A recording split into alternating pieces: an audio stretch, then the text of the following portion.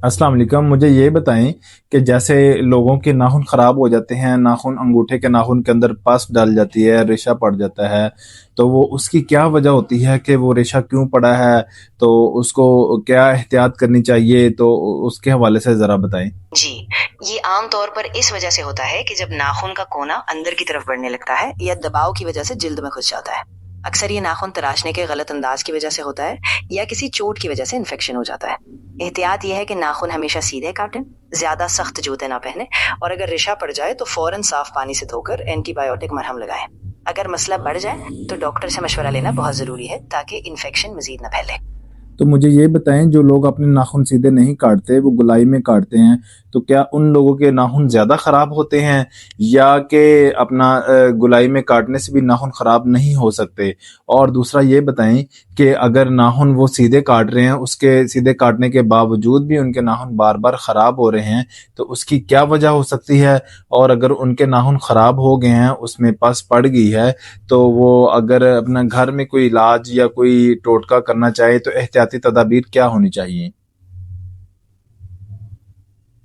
जी बिल्कुल, अगर लोग नाखून गोलाई में काटते हैं तो अक्सर वो जिल्द में धंस जाते हैं और रेशे का खतरा ज्यादा हो जाता है क्योंकि नाखून किनारे पर बराबर नहीं रहते।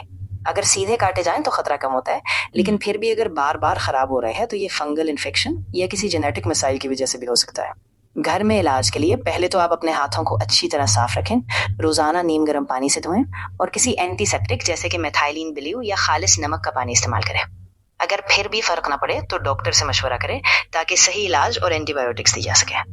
बिल्कुल ठीक। लेकिन अक्सर लोगों का ये ख्याल है कि नाखून को, अगर नाखून में रेशा या पस डल गई है या नाखून ख़राब हो रहा है, तो उसको पानी से वॉश करने से, साफ़ करने से नाखून मज़ीद ख़राब हो जाएगा। क्या ये दुरुस्त है या नहीं? ये बिल्कुल एक गलत फहमी है। दरअसल साफ पानी से धोना बहुत जरूरी है ताकि जरासीम न फैले, लेकिन बात यह है कि आपको नरम तरीके से धोना चाहिए और धोने के बाद अच्छी तरह साफ कपड़े से खुश्क करें।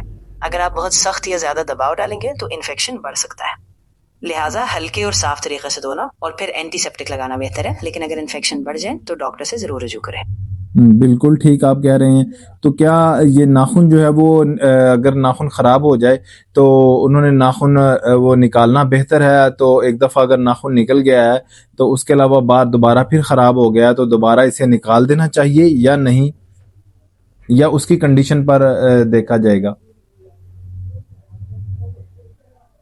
जी, ये बिल्कुल हालत पर मुनहसर है। अगर नाखून सिर्फ मामूली खराब हुआ है तो जरूरी नहीं कि उसे निकालना पड़े। अगर इन्फेक्शन बार बार आ रही है या बहुत शदीद है तो डॉक्टर ही बताएंगे कि निकालने की जरूरत है या नहीं। अक्सर बार नाखून को बचाया जा सकता है, लेकिन अगर बहुत खराबी हो तो डॉक्टर के मशवरे पर ही उसे निकालना बेहतर होगा ताकि अंदर मजीद इन्फेक्शन न फैल सके और फिर नाखून सही तरीके से दोबारा बढ़ सके। बिल्कुल ठीक। अगर नाखून ख़राब है तो उसकी बहुत ज़्यादा दर्द हो रही है, तो घर में क्या एहतियाती तदाबीर इख्तियार करनी चाहिए, या उसको दर्द को कम करने के लिए क्या तरीका इख्तियार करना चाहिए?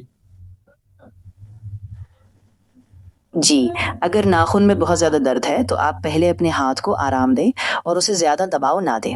नरम गरम पानी में हाथ को कुछ देर भिगोएं ताकि सूजन कम हो।